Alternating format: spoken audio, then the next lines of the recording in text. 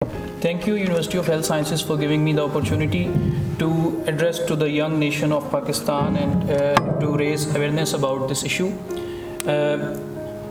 Actually, I was just informed that I have to deliver a lecture here, and I have some facts and figures that I would like to share with you. And these are very alarming figures.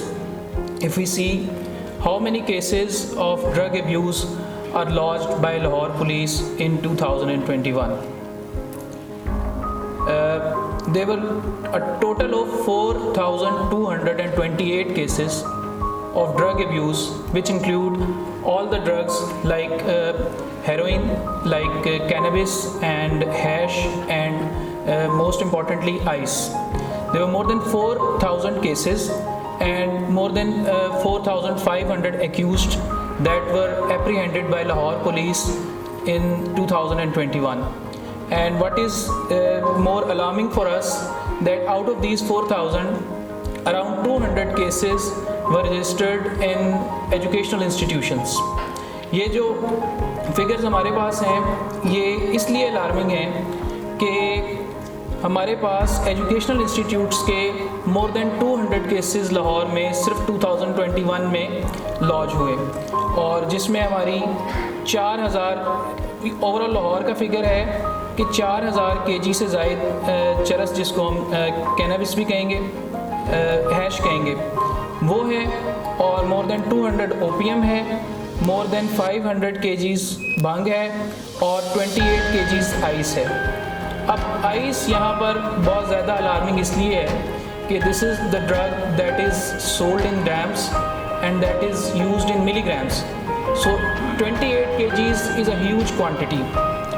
And in another assignment, when I was posted in Karachi, I was working on ice, and I collected the data from Karachi police, and we used to know that what is the main source of this drug in Karachi, and same is the case in Lahore. I saw the similarities here.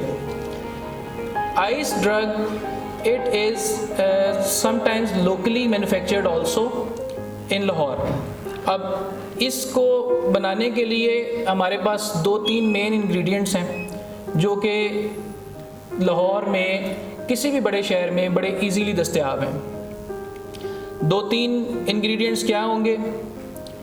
एक red phosphorus होगी, एक iodine होगी, और सूडोएफिड्रिन होगी. ये 2-3 चीज़ें होंगी जिनको एक ख़ास क्वांटिटी में, ख़ास एक प्रेशराइज इन्वायरमेंट में अगर आप मिलाएंगे तो आप आइस के क्रिस्टल जो हैं वो क्रिस्टलाइज कर लेंगे. यही वजह है कि लाहौर पुलिस और पाकिस्तान की तमाम लॉ इन्फोर्समेंट एजेंसीज़ जैसे जैसे इन ड्रग्स की इंपोर्ट के ऊपर अपना चेक रखे हुए हैं और कोशिश करती हैं और वहाँ पे क्वांटिटीज़ को सीज़ करती हैं, इसी तरह बहुत ज़्यादा ज़रूरत है कि इनको जहाँ लोकली बनाया जा रहा है उन चीज़ों पर भी अपना क्रैकडाउन किया जाए, और किया जा रहा है.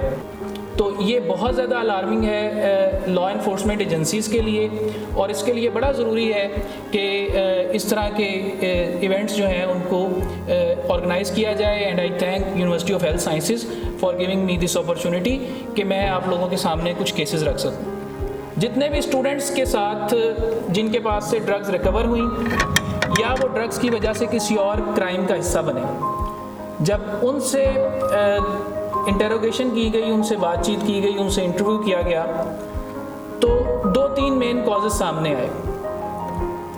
इनमें से पहले 2 जो कॉजेज़ हैं, मेन कॉजेज़, वो होगा पीयर प्रेशर और दूसरा होगा स्ट्रेस फ्रॉम स्टडीज़. ये 2 मेन कॉजेज़ हैं जिससे ड्रग एब्यूज़ स्टार्ट होता है. लाहौर में अगर आप चलें तो आपको बहुत सारे ऐसे पॉइंट्स हैं जहाँ पर ड्रग एडिक्ट्स आपको बड़ी तादाद में मिलेंगे. इसमें रिलीजियस श्राइन्स होंगे, इसमें कैनाल बैंक रोड होगा, इसमें मेट्रो के ब्रिजेस होंगे, इसके नीचे आपको बहुत सारे यूज़र्स जो हैं वो होमलेस पर्सनस जो कि ड्रग एब्यूज़ का शिकार होंगे वो मिलेंगे.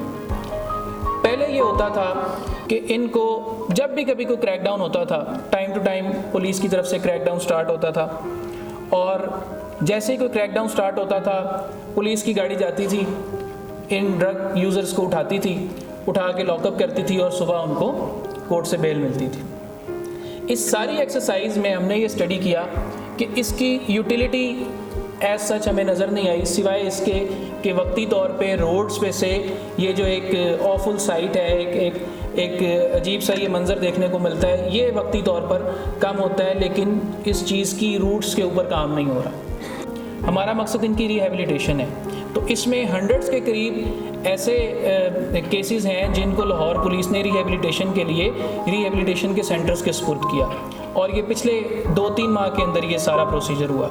और अभी हम CCP ऑफिस में और IG ऑफिस में इस चीज़ को मज़ीद टेकअप करेंगे कि मज़ीद इस तरह के अवेयरनेस प्रोग्राम्स को स्टार्ट किया जाए ताकि हम अपने जो यंग जनरेशन है उसको इस चीज़ से बचा सकें।